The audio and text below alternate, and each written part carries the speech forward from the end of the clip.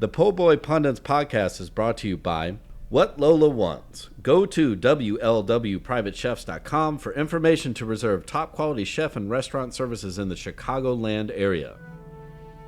Pulpery Media presents Po' Boy Pundits with your hosts, Brock and Ben.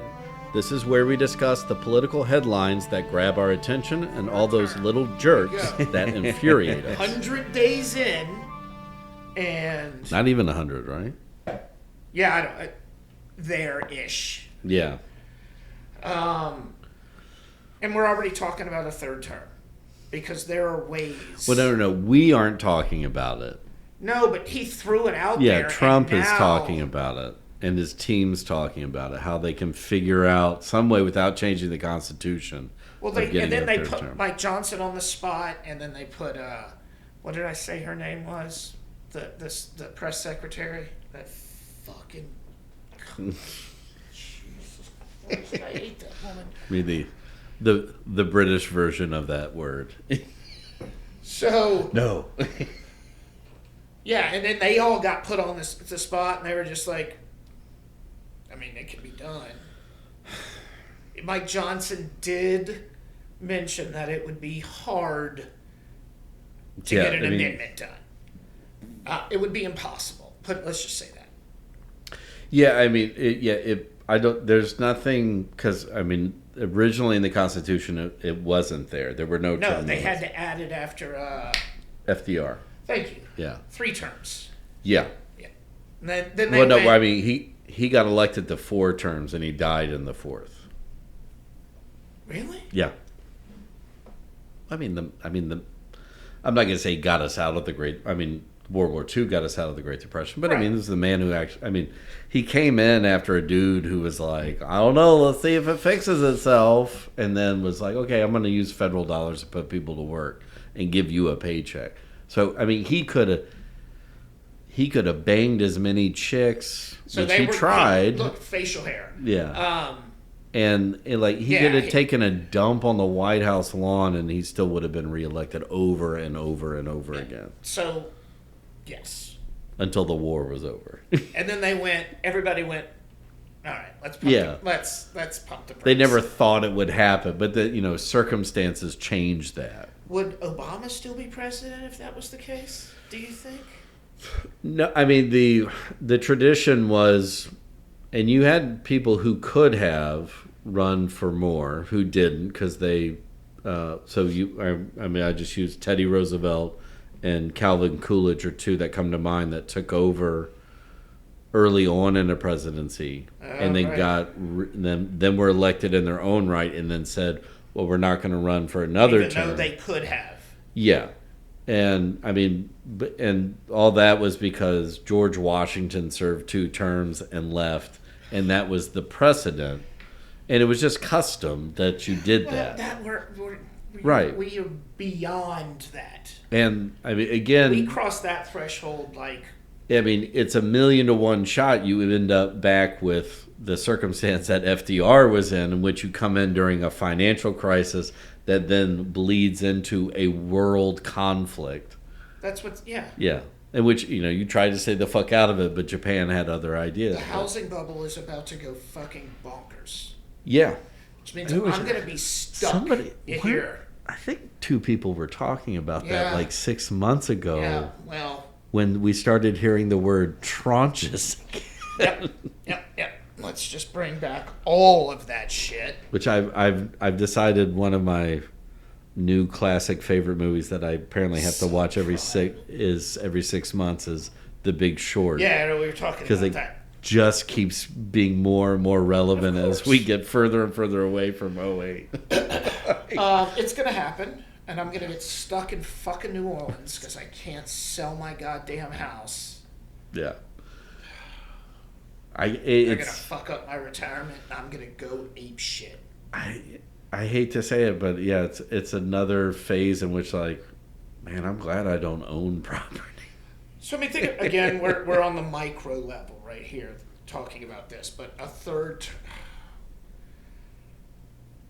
it can't happen, right? I mean, not to mention he's old and he'll probably die before then. I think he wants to die in office so he doesn't have to go to jail. Probably.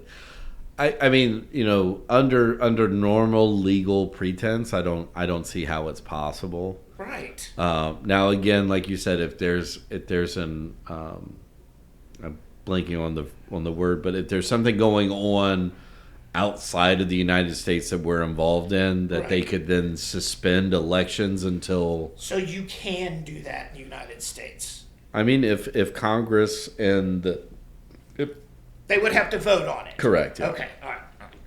Just making sure. But yeah, I mean, like if it's a serious, if you enter that circumstance, but I mean, we've had Zelensky in Ukraine. Yeah. Right. Yeah, that's right. Yeah, because they've suspended elections until they just get everything solved. Netanyahu did the same thing. Or he's holding off any referendums and stuff like that. Right. While he continues to murder people.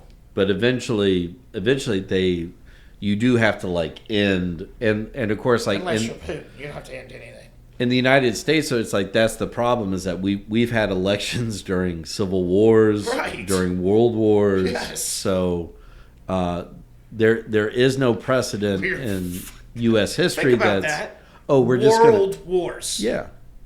World. Now, granted, we just reelected the same guy. It doesn't matter. And same with the Civil War. But I mean, we've never changed horses midstream. I hate that fucking phrase, but yeah.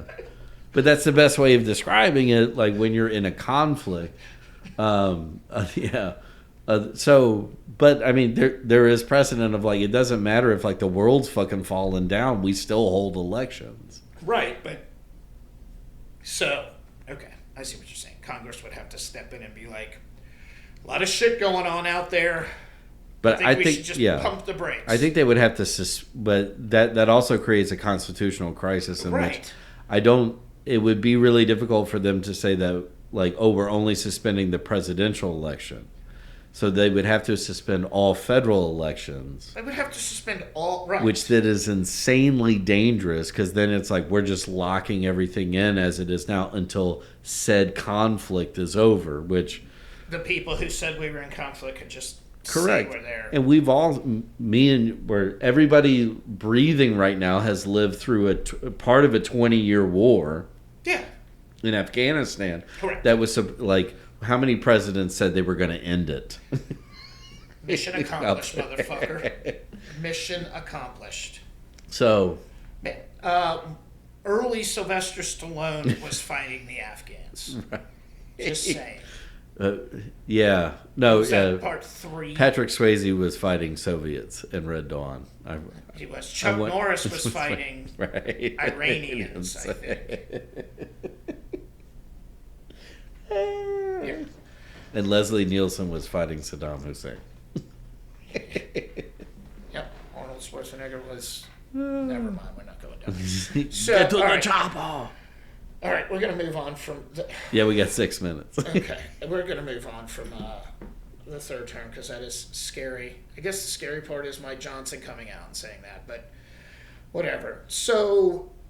Are we saying, just switching gears here, he had to pull Stefanik, is that how you say her name? Yeah. Because they're worried about a red spot in Florida? No, she's from New York. So they're protecting a spot in New York? Correct.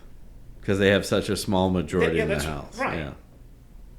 Yeah. But like this woman, and I'll do the short version of it, but so First, she shits on Liz Cheney. Yeah, no, I know. And then backs Trump against Liz Cheney, gets Liz Cheney's position. Right. Of, where is it, the Republican leader in the House.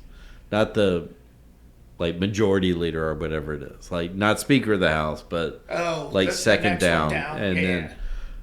And then is on the short list for vice president, but then he goes with Cabbage Patch Kid. And then, right, okay, that's where her name kept popping up. Yeah, she got the shaft on that. Then he says, "I'm going to make you UN." She was good. She was the UN ambassador nomination. I remember that. And then now they yank her, and it's like, you fucking gotten down on your knees for this man. And they keep fucking you. Yeah, and you get the sloppy. I mean, not literally third, fucking fourth, you. and fifth. No, it's like just- I mean, she wants to, but they're not giving it to her. Allegedly. I'm saying metaphorically. Oh yeah, well that too. Yeah. Who the fuck is pitching? Corbin Burns. His last name's Burns. So. Could be, yeah. Right, and okay, so the optics are holy shit, but the spin is they're worried about this seat. Right, and if they're worried about what is a traditional Republican seat in New York, because of all these other local elections that we talked in the front Right. half, it's like, well, It's funny, we circled right back to Yeah. another local election. yeah, This time in rural New York. right, Which people are like, oh, look at this beautiful man. People are like, wait, there are rednecks, hillbillies. Excuse me. Well, there's MAGA everywhere. I think it speaks more to, and we'll get to, Signalgate in the last few seconds because we also talked about it last week. But Right. They're just fucking up left and right. They're screwing over people left and right. So what they would consider strongholds, they don't know in special elections Right. if they're going to be solid anymore. Because people aren't going to vote in those little special elections, but Democrats will most definitely come out. Correct. Yeah. Like Grandma MAGA over here isn't Right. going to come Yeah. out for. Until she misses her first Social Security check. Right, and then she'll blame it on Biden. Yeah. That's the other thing with Caroline Levitt or whatever the fuck her name is. Everything is Biden's fault. Yeah. And it's everything. Which is like, at this point, they've liquidated most of the federal workers. So, I mean, there's nobody there to institute Biden's policies anymore. Right. It's all whatever Trump wants. And she'll be like, well, that was America's mandate. Yeah, but I don't think America mandated. I mean, To completely gut what? everything. Well, no, I'm just saying is that like that's where like the Signalgate thing is just so fascinating to me. Well, it is But incompetence out loud. well, I do want to. I did want to ask you, being a military brat. Bruh. I would love to know your father's name. You know, this is the closest I've come to texting him. Yeah. This is the closest I've come Of just to like, I mean, do you buy their end of it of like it's not classified information so it's cool? But think about this. Or that you got Tammy Duckworth dropping F-bombs on network TV. Exactly. Being like, What the fuck? Literally. Right. Musk was in that meeting that Yeah. I'm sure they discussed this. That ended up, here, look, I still have it fucking screenshotted because I will never let it go. but it's like, Here I'm it is. still, I'm just fascinated by this. F-18 launch. First, bruh, there are times, Yeah. date stamps, the name of the fucking group chat. And I mean, the area in which they're striking, like not specific GPS coordinates, Right. But in this day and age, you don't need that for a retaliatory strike. So you have they're putting active servicemen at risk, Yeah, and then in the background they're cutting VA benefits correct. as well as other. So like they plan on cutting Social Security. So, but you're going like, what? That's the group you don't fucking touch. Yeah, no, that's the easy Active group. and active military and veterans. Yeah. Because they're going to be for Why? Republicans because Republicans are big military spenders. Sure, yeah. That's all they want to spend their money on. They're the aggressive little pricks in Civ. Yeah. But it's like, Civilization. But it does not make sense to me. I mean, like the overall idea, and then well, you just teed up everybody who shat on Pete Hegseth during his nomination process now has like every bit to go after him. right. I mean, there's no indication he was drunk, but that's what everybody's just framing. Of it course as. he was drunk. What was the timestamps on this motherfucker? The following segment has been brought to you by Whatever Lola Wants. Go to WLWPrivateChefs.com for information to reserve top quality chef and restaurant services in the Chicagoland area. The Po' Boy Podcast is a production of Pulpery Media, produced and edited by Ben Grimion. Marketing by Brock Ryder. Graphic design by Beck Ryder and Ben Grimion. Music by the Heisenberg Compensators.